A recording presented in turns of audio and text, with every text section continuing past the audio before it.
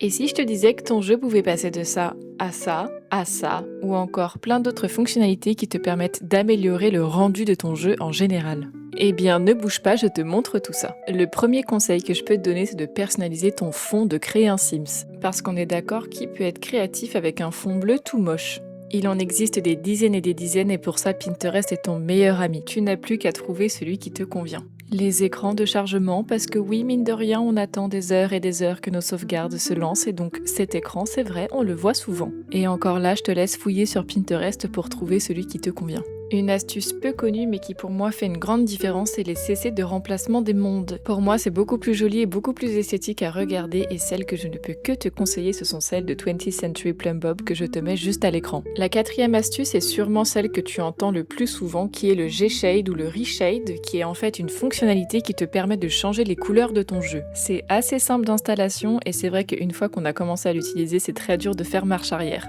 Si jamais tu ne sais pas comment l'installer, je peux te préparer un petit tutoriel si ça t'intéresse, n'hésite pas à me le dire. Et je peux même te préparer un post avec mes G-Shades préférés. Et enfin, la dernière astuce, si ton PC en est capable, c'est tout simplement d'augmenter la qualité de ton jeu. Personnellement, que ce soit en off ou en stream, j'arrive à jouer en qualité supérieure, voire ultime. N'hésite pas à tester de ton côté pour voir ce que ça donne. Et voilà, ton jeu n'a plus de secret pour toi, mais n'hésite pas à t'abonner pour avoir plus d'astuces.